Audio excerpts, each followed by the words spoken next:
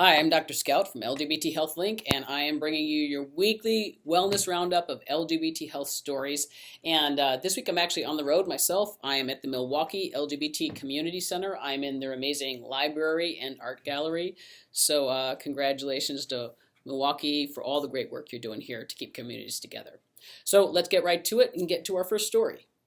And the reason I'm in Milwaukee is actually also our first story.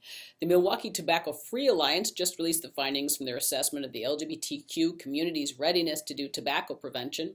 Despite the fact that LGBTQ people here smoke at twice the rate of everybody else, the local community's readiness to do tobacco work was very low. Overall, they were gauged to be somewhere between denial and vague awareness there is even a problem at all.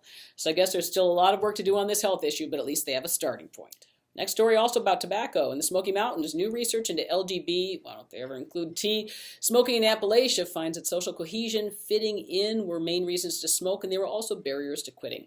In the words of one participant, if we're out in public, they holler names they shouldn't holler. It puts a little bit of pressure on you, and it makes you want to smoke.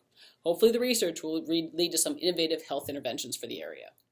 Next up, a cluster of HPV stories. University of Washington did a review of lesbian-related HPV research and found a series of cervical cancer risks among lesbians, including low rates of pap smears, not seeking regular gynecological care, not perceiving HPV as a threat, and lack of a regular health care provider, as well as knowledge about HPV. At the same time, according to research from Melbourne School of Public Health, over half of the young gay and bisexual boys aged 16 to 20 who were participating in their study actually contracted HPV during that time. The researchers cited the need for all adolescent boys and girls to receive the HPV vaccine. Next up, we're happy to report the Trans Law Center was awarded $200,000 to study how discrimination, stigma, and harassment contribute to the HIV epidemic among trans people. At the same time, researchers from Brown University have reviewed clinical trials on PrEP, noting that trans women were only 0.2% of the total research participants. They suggest that PrEP trials specifically for trans women should be conducted, both to explore effectiveness and to look at barriers in accessing PrEP for the population.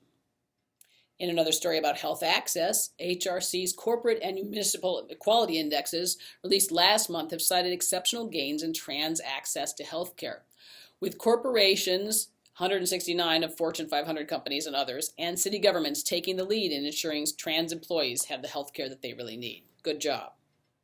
And in our last story for this week, 2 rulings have improved the lives and thereby the health of LGBT students. The federal government has found that transgender student identities are protected under Title IX, and that a school must therefore treat transgender students consistent with their gender identity in all aspects of the planning, implementation, enrollment, operation, and evaluation of single-sex classes. As well, Washington, D.C. joins the growing ranks of places that outright ban gay conversion therapy. Good job to them. That's it. That's your stories for this week. Remember, if you like it, share it. Thank you to our researcher, Michael Baer, and thank you also to our host community center here in Milwaukee. We'll see you next week.